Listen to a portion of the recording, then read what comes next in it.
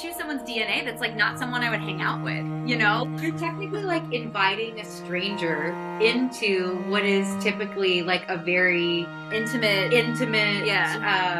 endeavor, right? Welcome to the Unaparent podcast, the place that delivers deeply human stories about the unapparent truths of parenting. My name is Katia Lindor, and I am your host. Join us as we debunk myths surrounding parenthood and provide an empathetic, judgment-free space for parents and parents to be. We hope you enjoy the show. Hello, everyone. Welcome back to another episode of the Unaparent podcast. Today, we're joined by Lesley and Megan. Thank you so much for joining us. They will tell you a little bit more about themselves. I'll let them do that. But they are obviously parents. That's why they're on my podcast today. And so I would just like for them to share a little bit about their parenting journey. But before we go into all of that, please introduce yourselves and tell us a little bit about your backgrounds. Yeah, so I'm Megan. I'm a recent law school graduate, and I'm currently working at the Santa Clara Public Defender's Office, anxiously awaiting my bar results so I can hopefully be a barred attorney soon, an actual public defender. But I previously had a career in foreign policy and human rights, and have now made a pivot to criminal law and civil rights in my legal career. I love all things queer media and spreadsheets. I can attest to the spreadsheet. My name's Lesley. I am currently a acute care nurse practitioner, pediatric nurse practitioner, and I currently work in the PICU at Stanford's Lucile Packard Children's Hospital. Before that, I was a bedside nurse, also in the PICU at the Children's Hospital in Columbia in New York. And so I've been in critical care, peds critical care for a decade, which seems like forever. But my other sort of like out of work interests are I really like making things. So I'm super big into like building furniture, and like currently my newest obsession is crocheting. So you will find me on the couch many an evening crocheting. Usually while I'm playing video games. Yeah. So Lesley has a lot more sophisticated hobbies than I do. But we've been together for 16 years. We've been married for 12. We live in San Jose, California with our 7-month-old Jane. And we love, together, we really love just being outdoors, and international travel and road trips mostly. Awesome. You guys sound like just so interesting. All of your background. And I met Megan, a little background on how we met through my cousin Leanna, who went to law school with Megan at Stanford. So shout out Leanna for this intro. But I've recently also seen them both and met little Jane, who is the cutest thing. So you recently graduated from law school, which having a baby during that time, walk us a little bit through that. Lesley carried Jane, correct? Yes. Mm-hmm. Okay, so you didn't go through the pregnancy aspect of it, but you were definitely a new parent with a new baby during this last year of law school. How was that for both of you? You know, maybe Megan, walk us through that first, and then Lesley can give her point of view. Yeah, for sure. I mean, Lesley did all the hard work, right? So I can't, but it was, like 0 out of 10 recommend. Oh, yeah. In your final year of law school and having a baby, and then like doing bar prep thing after. So it was definitely tough to juggle, you know, because I didn't have a job. I didn't get leave really. I got 2 weeks, which wasn't even like official. I was just like emailed all my professors and I was like, I'm not coming to class for 2 weeks. And then after that, it was tough just because I couldn't be here all the time for Lesley, and Jane, obviously. I definitely wish that I would have had more time to just be around and do all of the things while Lesley was trying to figure out breastfeeding and pumping and all of that. So I definitely felt a lot of guilt about that, but also just like felt like it was something we needed to get through. And then like into the bar prep phase as well was actually a lot more intense than law school. And that was when stuff I think like really, really fell on Lesley, which I think she can probably talk about. And she really, really, really just like held up our family for the couple months that lasted. So it was definitely tough to juggle. But we made it through. Yeah, we made it. But a lot of guilt on my end, I think, and a messy house. I think you just really just had to like, I had to get over that, which was also really tough for me, actually. It was really tough to just like leave dishes in the sink and not vacuum. And, you know, so. Do you consider yourself type A, or it's just an organized house is sort of part of Yeah, you? she's very type A. Got it. Yes. I really, really like our house to be clean. But it's not just, I can like concentrate better and be more productive when things are clean. When they're not, it's very hard for me to like get other things done when I know there are things in the house that aren't like organized. That makes sense. They say like, if you know, it's a reflection of what's in your mental state, and like if there's a mess like in your house, your mind is a little bit like that too. I have ADHD, which I came to find out after becoming a parent. It's a really hard time to really like diagnose. Actually, it was a self-diagnosis, and then my therapist sort of was like, no, yeah, you're onto something. It's definitely. But yeah, I mean, I can imagine for someone type A, I'm not type A in the slightest. And it's still sometimes overwhelming to just see a mess and I'm like, oh, I don't know where to start, you know, but I can imagine how much harder that is for someone who really cannot deal with messiness, because children, toddlers, babies, it's messy. It really is. And sometimes you just have to learn to live in the chaos and accept it. And I know it's harder for some people than for others. Definitely. That's been a huge struggle. It's a little easier for me. I'm like type A at work, but like very much so not in my own personal life. And so like I can tolerate the messiness, I think, better than Megan can. So that's been like a little bit of a learning curve for her. But like as far as like law school, that whole experience and like the bar, I feel like you know, I don't think that law school was that bad. I think that it was the bar prep was the bad part, because it was, I think you were so stressed about your studying time and you were so worried about, you know, what if of like you ever had to study for the bar again, like not wanting to do that. Which maybe we should just stop and just explain for anyone who doesn't know. Yeah. So like once you graduate law school, you have to take a bar exam in order to actually be a practicing attorney. And the bar exam is at the end of July, and I graduated like mid-June. And so the time in between there is just like nonstop 12 hours a day, at least, studying for this like massive 2-day exam that determines whether or not you get to be a practicing attorney. And I don't have my results yet. You don't get them until November. So, which is also that's awful. Been super fun. Yeah. Sorry, I didn't mean to interrupt, but I just want to make it clear so that people they're understand. Two separate things. Yeah. But I think that we were really lucky in that we had our parents. I think your mom and your dad and stepmom and my parents and my sisters, like they all came and like were very helpful during that time. So I think that they helped us get through that. But we didn't have any visitors for the first month after Jane was born, which I kind of liked. I think it helped us like figure out this whole thing of being parents. And I kind of appreciated having a little bit more privacy while trying to figure out like breastfeeding and pumping and all that, because that's something I really struggled with initially after Jane was born. But I think that it was less than ideal, but like we got through it. I think it was okay. You get through it because you have to, right? I think that everybody's circumstances are not perfect whenever you have kids. It's hard no matter what.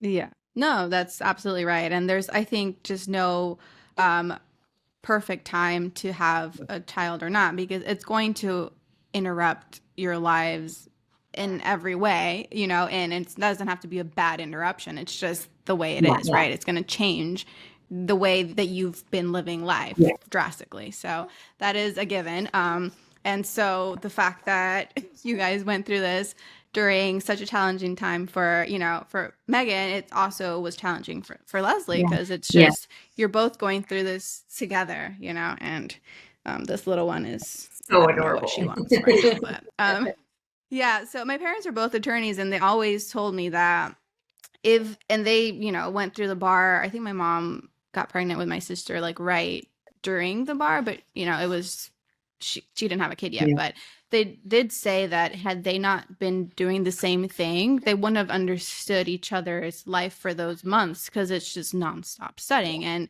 they're like, they know, they have a lot of friends they went to law school with whose relationships just kind of went kaput during those months, because if you're not doing, it's hard to really understand and grasp if you're not like living through it.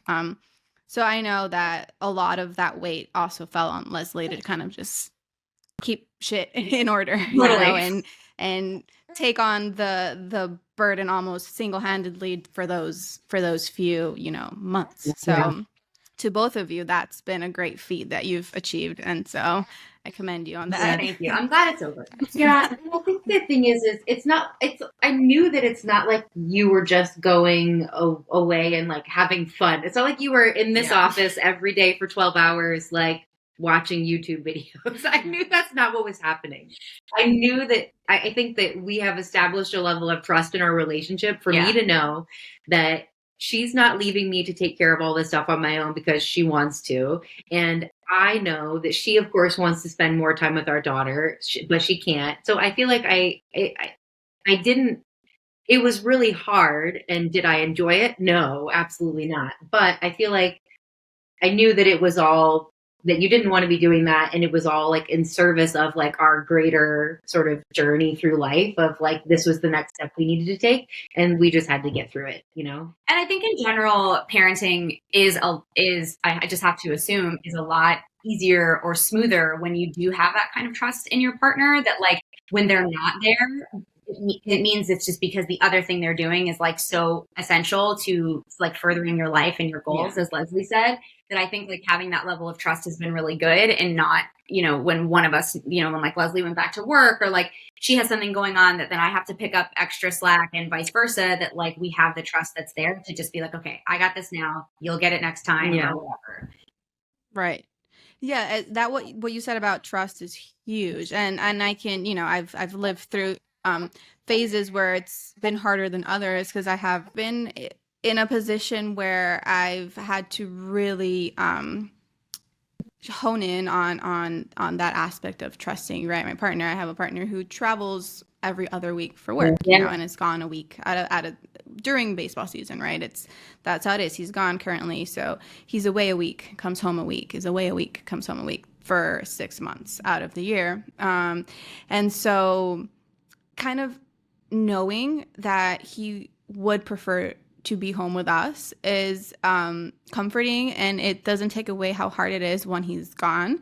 But knowing that he's not just out, partying because he feels like, he's working. Like it's work, and it's right. It's necessary for our way of life. Let's say it like that, And so having given birth to our first in the off season was a blessing, because we were able to do this parenting thing together and learn together, because we were both first time parents. But then Amapola was born during season, and I had to pick up the slack a lot. Not only did I carry her and birth her, I was able to give birth with him in New York. So he was there for that, which was the main thing I wanted. But he left the next day on a road trip.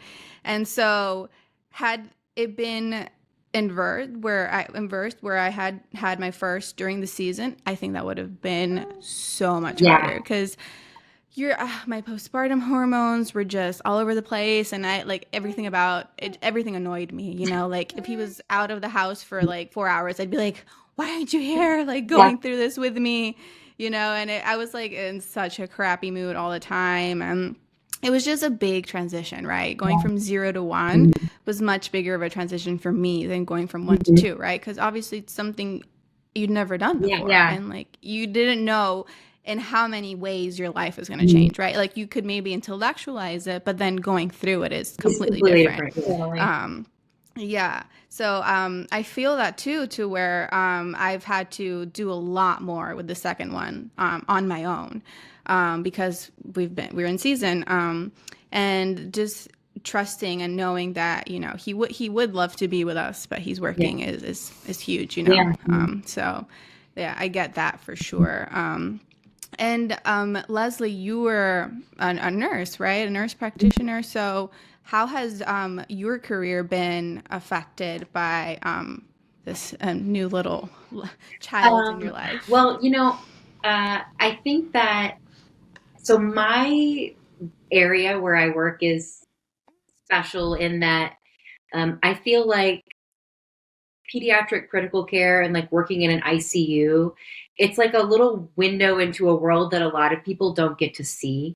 And I unfortunately witness a lot of tragedy like every day at work. And it's just a part of the population and it's inevitable. I also get to see so many great things happen and like a lot of joy and like getting families through really difficult situations and things like that. So it's, I feel like I always appreciated the sort of difficult circumstances that families were in or the painful situations that these parents were going through. They're having a sick child and things like that.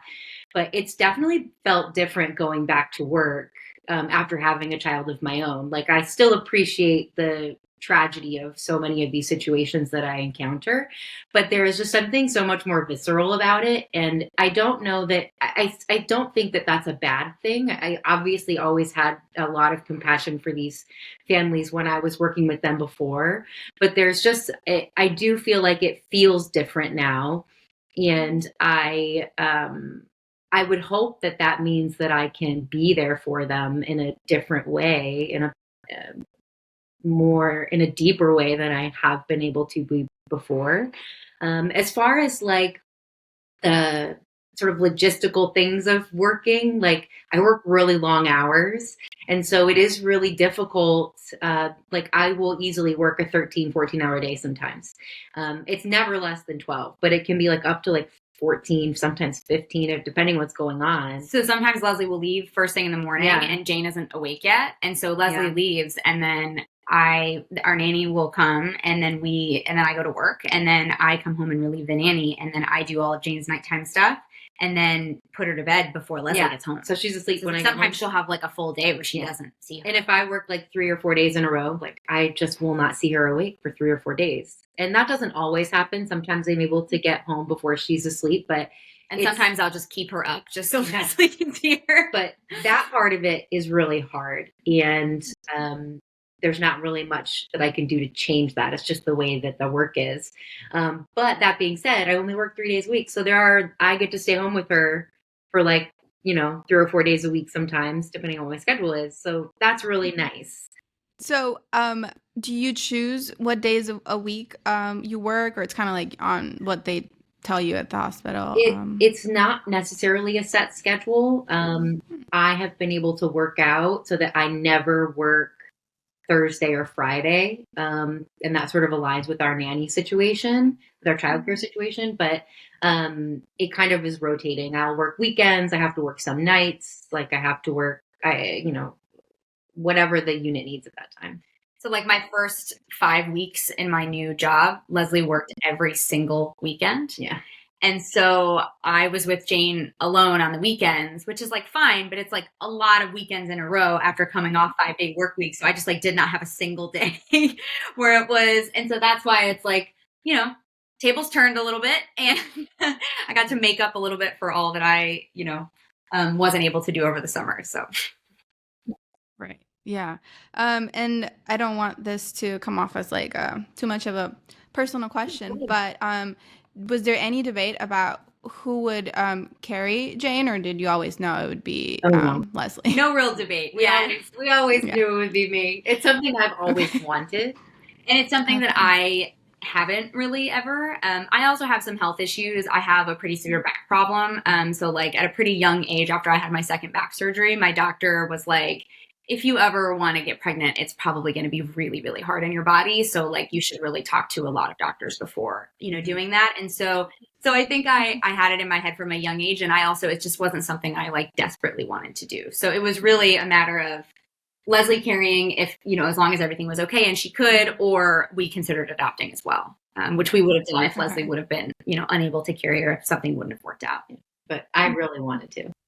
So I wanted to ask a question about conception, how that was for you guys. So if you don't mind talking about that process a little for our listeners. Yeah, of course. Yeah, I think it started with just deciding whether or not we wanted to adopt or whether, everything was fine if Lesley was able to carry, which is what we wanted, and everything. So basically started with like Lesley just getting checked out by a doctor, making sure everything is all good. And then we had to find a donor. We didn't want to use someone that we knew, so we wanted an anonymous donor. So we went through a sperm bank to find someone. And I'm half Indian, and so we really wanted, since we were going to use Lesley's egg and she was carrying, we wanted to find an Indian donor. And then, which really narrows the field. Yeah. Immediately. Yeah. So that was really our only criteria that we had when we were looking. So I think that we were really open to a lot of different possibilities, except we wanted somebody who was Indian or potentially half Indian, something like that. Yeah. And so I think, so we started there, and then you can just kind of look at every kind of sperm bank is different, but you can look at all types of information about them. Like they'll write their own bio, and there's of course, a lot of genetic information. And so before actually going with a specific donor, we each got DNA genetically tested, and so we could cross-reference with the donor to make sure there would be no issues later. And then we kind of just went on personality, actually, which I think people are really surprised by. They think that you go into and it's online dating, and you go into the sperm bank and you're like, I want someone that's 5'10" with green eyes, and but some people do that. And some people do that. For some people, that's really important to them, because if they're using they're trying to find somebody that looks like their partner or something, which is kind of what we did, because we were looking for somebody who was Indian. Yeah. But that's really important to some people, but that just wasn't important to us. We kind of wanted to find somebody that we're we would be friends with him. Yeah. You know what I mean? So that's kind of what we went into it, and just kind of followed our gut about it, really. But the whole thing is obviously wildly subjective, and actually the very first profile that we ever read was the one we ended up going with. It took us a long time to choose, but it was it ended up being the very first one, because Lesley read it first, and she was like, this person sounds like you. Cool. And so we went with it. And so that was kind of the donor process. And then basically you buy a certain, so basically every time we did IUI, which is intrauterine insemination. So we didn't have to do IVF. And so we bought, basically you buy them by vials. For your listeners, everyone be prepared to drain your savings, because the vials are $1,000 each vial. Yeah. And so we bought 8 vials, because if we do have a second, which is still a question, but if we do have a second, then there'll be, even if we were to use my egg for the second, which is a question what we might do, then our kids would still be biologically connected, because it would be the same donor. And so, and they say that on average it takes 4 tries. So we bought 8 vials as a result. And so bought 8 vials, and then moved forward, and then we found a fertility specialist, and then started doing intrauterine insemination. I was really lucky; it didn't take long. I think we had 2 tries. Yeah, and we get pregnant. Got really, really lucky.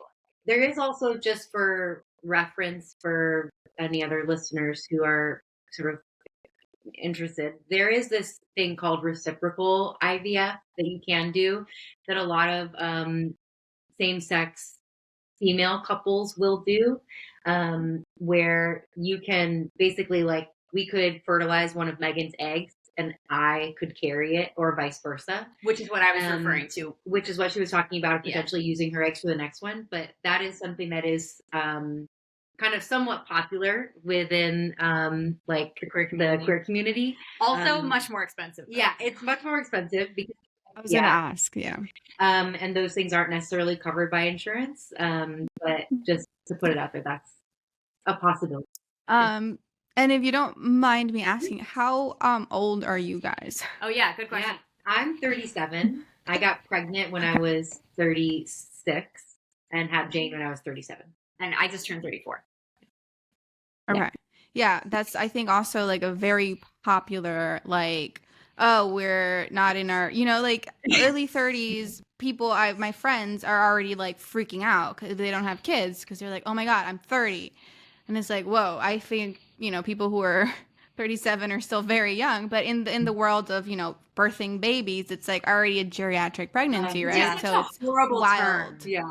It is. It's wild that is probably that my argument is that they probably tested very few women because obviously women's health is not a priority in the medical field. So it's like, what was this average person that you were testing? Like, how many women did you actually test to come up with like this geriatric term? Anyway, I'm not a doctor, but it seems very unfair that is the age at which, like, I think 34 is already considered geriatric. It's I wouldn't say it's wild. 34, 35, something like that. Yeah, that's pretty wild. And the fact that you guys chose based on personalities, I mean, I think that's really cool and funny because the odds that you like your child, you're gonna love your child. But do we like them? Do we have similar, personalities or our sense of humor at least? Yeah. That's funny. I have a friend who has a fully biological, like child, and she's like, I cannot relate to him at all. It's funny because it's like she's your kid. I mean, he's your kid, but still, I found that pretty funny. Okay, think about it in the way that was like, oh, if this person is cool, then genetically, like, our child might be more cool. It was almost just like, I'm like, I don't want to choose someone's DNA that's like not someone I would hang out with, Right. That makes sense. Doesn't? I don't know. You're technically like inviting a stranger into what is typically like a very intimate endeavor, right? And so you're like, I want them to be cool. I want to like them. Yeah. Yeah, that makes sense to me. Yeah. So thank you for answering that question. Of course. And so in the process of finding a nanny, was that hard for you guys to like find the right fit for you? Our finding a nanny was tough. Mostly it was tough because I think in general finding a nanny is tough, but because our schedule is so specific and we really only needed a nanny for 3 days, and nannies, especially in the Bay Area, are just so expensive. And we consider daycare as well. Like it was just childcare in general is so expensive, but most daycares aren't very flexible, and we didn't need 5 days, but would have to still like pay for 5 days. And so it was this whole back and forth. We found a nanny who then like, we were going to sign the contract. She was like, oh, I'm going to go with this other family who's like going to pay me more. And it's like an emotional roller coaster. Such an emotional roller coaster. We were like, okay. So then we found another one, and then she started, and she was with us for 5 weeks, and she was taking night classes, and we found out, then she told us after, she hadn't said anything the first like several weeks, and she was like, I haven't been getting to class on time because I have to stay here till 5:30, and I've been late every day, and my grades are starting to take a hit. And so she was like, I'm so sorry, but I have to leave. So we just lost our nanny last week. Yeah. And we now have found this wonderful in-home like daycare situation with this one woman who just has two other children in addition to Jane. And we're going to start with her in a week. Yeah. But it's hard because it's hard. I feel like we get emotionally attached. They get attached to Jane. Jane gets attached to them. Yeah. It's just like, it's hard. And it's like, you're leaving your child with this person. Like you want to make sure it's somebody you feel really good about. And it's hard to find that. Yeah. But I feel like we've done okay so far. But yeah, I'm happy with where we've landed, but it's definitely been a roller coaster. And I think I've had a harder time with it than I thought I would. Just because, you're like leaving your child with basically a stranger for, when it first starts, like they're a stranger to you. And so it's definitely been a strange. It's the one thing about, we live on the West Coast and all of our family is on the East Coast, except my brother lives in LA. But so it has been like challenging to not have family nearby to be able to like rely on. I sort of wish we had that. Yeah. Yeah. Oh, having family close is huge. I mean, I have my sister who currently lives with me, right? Which is huge. Yeah. And I coerce my parents to come visit as often as possible because they haven't fully retired. They're still attorneys in Puerto Rico. But I'm like, retire, man. Like, come be with your grandchildren. Yeah. But it's hard. It's hard when you don't have family because that's something I wanted to also touch upon because I don't have a nanny yet because I have my sister. And it's always a topic that stresses me out because, as you said, finding essentially a stranger that's going to take care of your child. It's like I don't trust people that easily, right? And especially with your own children, it's who's going to take care of them the way you do? Nobody, right? But how do you go about that? And it's not necessarily something, I think people that aren't going through it or haven't been through it, it sounds easy. Like, oh, just find a nanny, like go do your thing. It's like, it's not that easy. Like finding a nanny is not like plucking someone off of like this person here, take care of my child. It's so much more complex than that, and so much more emotional turmoil goes into that, because I can imagine the stress I would be in knowing I'm leaving my child with someone I'm maybe a new nanny that I don't know how good they are, how my child is with them, vice versa. So yeah, hearing you guys' perspective on that is, I think, important also for listeners who are planning on having nannies or don't have nannies or have friends. Maybe I've been told recently a lot of non-parents listen to my podcast, which is, I'm honored. But also, if you're planning on having, kids at some point and want to go the nanny route, what suggestions or, what would you advice you could give on that? I think like just two things from me, which is one, really consider that like in addition to having to like, of course, being responsible for your child, they're also in your house. So, in most cases, if you're dropping them off somewhere, that's different. But like if you're having a nanny come to your house, like something I didn't quite anticipate is like the amount of pressure that I would feel every Sunday night to clean my house before my nanny gets here.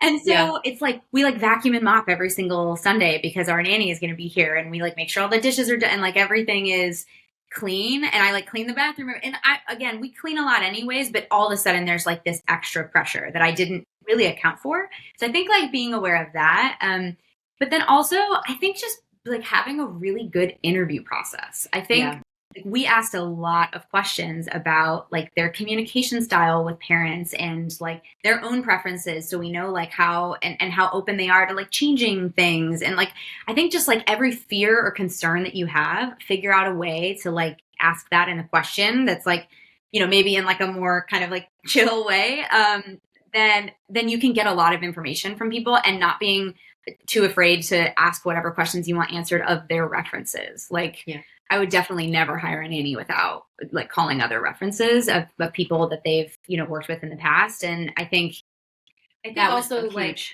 kind of tying into that is that nannies is like, they're like a huge network. So like every nanny in the area knows every other nanny who knows all of these other parents. Like, I feel like if you're trying to find someone, just like ask other parents and they'll ask their nannies, or they have like, oh, well, this person worked for us 5 years ago. Maybe they're available. Let me text them. It's like all like a network.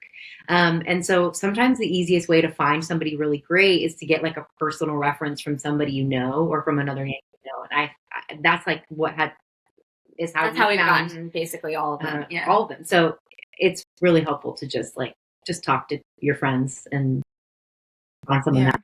That's how I try to find most people, most professionals, like doctors, and like I like going off of personal recommendations because I'm sure there's a long list of people you could choose from, like reading about them on paper, but having someone's one-on-one account of them in person is huge. I think, especially people you trust, if they're like friends or family who are recommending them. That's definitely huge. So thanks. Yeah. I'm like asking for others, but also making mental notes if I ever have to go through this process. Stresses me out to think about going through like interview process. And I'm like happy to send you our interview questions template. Oh yeah. Okay, I will accept that because I'm also, I don't want to like offend anyone. Yeah, no. I think I'm really, sometimes I'm too shy. When it comes to kids, it's like you get over because they're more important, right? Yeah. Sometimes I'm a little shy and I'm like, how do I ask, like this question without like offending the person, right? Yeah. But yeah, I definitely will accept that template from you. Thank you. So, okay, this is one question I wanted to ask, or I don't know, let's see how I phrase this. So in heterosexual relationships, like my husband and I, right, it's like unintentionally there is very we have very gendered roles, right? He works and I the stay-at-home mom. I'm very much a feminist, and like don't think that has to be the way that is. That's just the way our situation is, right? And it's I guess my question is how your roles have developed as parents, and now that you both work. Obviously there's one is a gestational parent, one's not, but both of you are back in the workforce, and I know I would feel disparity with, like, you know, the man doesn't feel the dad guilt that like the mom feels, right? Typically, I don't want to generalize, but most often I ask men, and you know, who are dads, like, do you feel dad guilt? And they're usually like, what's that? You know, and moms 100% know what I'm talking about the mom guilt, you know, having to go to work or go do whatever it is and leave, you know, their kids behind, etc. So just interested in hearing both of your perspectives on, you know, mom guilt or any of what I've just said. So I feel like you've had more mom guilt than me. Yeah, I feel like I have had some mom guilt. I think that, you know, I was very fortunate and was able to have a 5-month maternity leave, which is like far more than so many people are able to get. Partially because California has like great, like state covered, parental bonding time. And so that was really helpful. But I think that being able to be home with Jane for so long, I think helped alleviate some of that mom guilt with going back to work. I think I was like ready to go back to work at that point. But there's definitely been a part of me, like during all of our nanny searches, of like, I wish I could stay home with her. And I do think that there is some amount of guilt to that. I think that I am still exclusively pumping, and pumping at work is really hard, especially like in the environment that I work in. And so I think that one of the reasons that I'm still so dedicated to pumping at work is probably because of mom guilt. Like, and I don't know that I would change what I'm doing because of that, but like acknowledging that like it's really hard. And I think that that's probably one of the reasons I'm still doing it. So I think that I definitely experience mom guilt still. I do believe that I'm a better mom by by doing things that are important to me, and to like developing myself as a person, and like having a career, and being able to provide things for Jane that I wouldn't necessarily be able to if I wasn't like a working mom, or focusing on myself. Because my salary is not cutting it. You just graduated, honey. It's okay. But you know, it's definitely hard. I certainly feel mom guilt. Yeah. And I think that, I mean, I leaned to Lesley and I said, I feel like you've experienced, or you have had more mom guilt than me. And actually, I don't think that's true. I think it's been different, because I think some of Leslie's is around pumping and breastfeeding and things like that I just do not experience. But I had a huge amount of mom guilt when I was studying for the bar, because it was just like time that I was away from her, but I could hear her because I'm in this office and my parents are like out there with her. Mm-hmm. And I would try and go out like once an hour just to like see her face and give her a smile and a hug and a snuggle, or, you know, whatever. But I think like I did have some pretty intense guilt, but I also had guilt, like partner guilt, because I wasn't being there for Lesley. And like, I think sometimes it gets lost a little bit after the initial, you know, there's like the first couple months, obviously like you two can speak to this so much more than me, but like the first couple months, you're like actually physically recovering and all of the things. But then like after that, your body, if you're pumping or you're breastfeeding, or even if you're not doing either of those things, your body is recovering for months. And so like all I wanted to do is just be able to like wait on Lesley hand and foot, and, you know, give her foot massages every night. And that just like wasn't an option. And I think I felt a lot of guilt, honestly, about that, like just as much guilt about being a bad partner than like, in addition to like being a bad, you know, quote unquote bad mother. Yeah, partner guilt. I don't think I've ever used the term, but that's very valid, very real. Actually, I think that's something that my husband could probably relate to a little more than dad guilt, because I think, at least in our case, he knows that the babies are being taken care of by their mother, right? So it's like the kind of thing where we're not leaving them, you know, at day one and he's not, you know, so it's, I think the fact that psychologically, and it's just sort of the way like society grooms us to think that, yeah, they're with the mom, they're fine, and dads don't feel the guilt about that. But partner guilt, I feel like, I mean, him knowing how the postpartum stage the first time around was for me, I think he was always checking up, like, how do you feel? You know, like things that the first time around maybe he didn't know, like, to ask. It's like, you know, how are your emotions today? Like, should I be scared? Or, you know, but I think it was more so him feeling like he wanted to be there for me, you know, even if at a distance, and make sure that I knew that I could just, you know, vent with him if I needed to. Which, to be fair, this postpartum stage has surprisingly to me been easier. I didn't go into the postpartum depression that I did the first time around, despite not having him around as much, you know.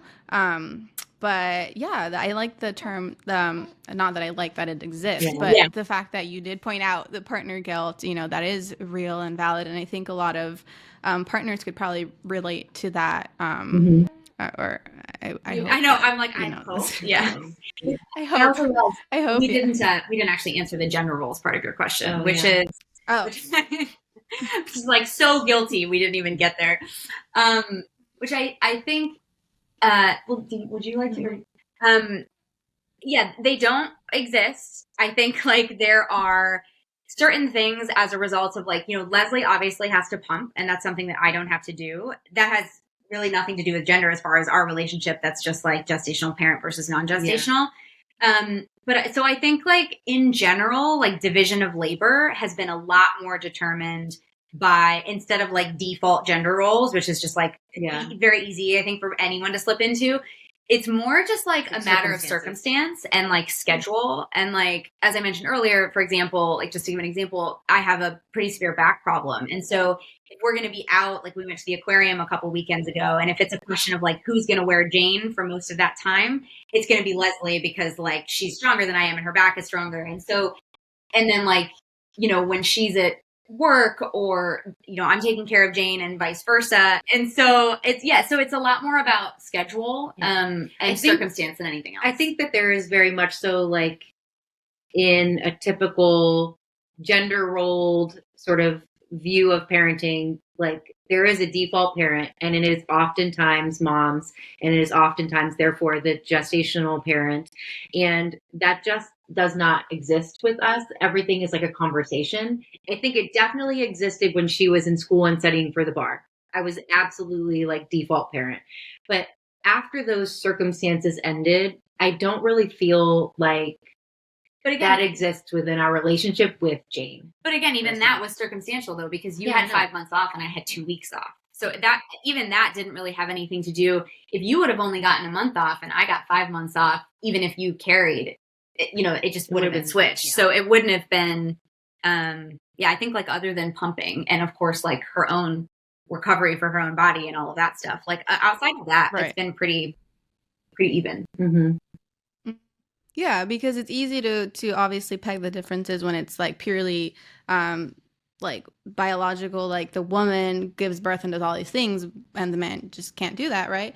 But then when it comes to the actual parenting part of it, it's both, it's, you know, it's two people raising a child together, you know, regardless.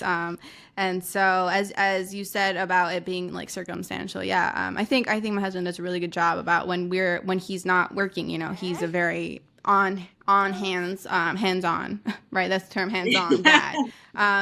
And the caring part, he is stronger than I am. So usually I'm just like, here, carry both children if you have to, because he's stronger than I am. So, he did put, you know, he puts them in like the pouch and carries them if we're walking around somewhere. So, that makes a lot of sense. I think it's definitely possible to de-gender roles, if you think about it more of like a partnership and like conversations, as you say, like, you know, what feels, you know, good for both of us today, you know, maybe tomorrow is different, but today what are each of our needs, right?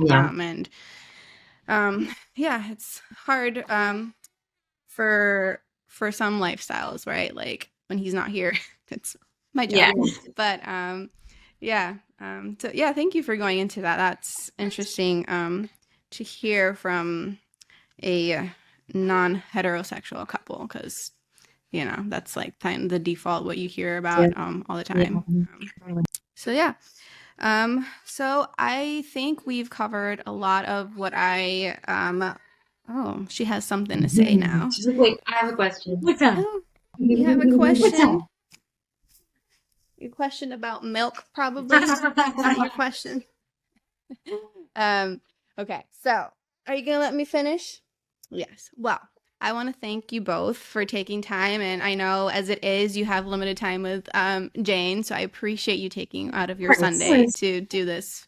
So it was so lovely having you both. Thank you again so much, and can't wait to see your bar results, Megan. No pressure. But yeah, very good luck, and thank you again, both of you. Yeah, no problem. Thanks for having us. This is awesome. It was good to see you. Gracias, and thank you for listening to this episode of the Unaparent podcast. If you enjoyed this episode, be sure to subscribe as we release a new episode at least every month with an exciting new guest. Be sure to also follow us on Instagram for all the Unaparent content you never knew you needed.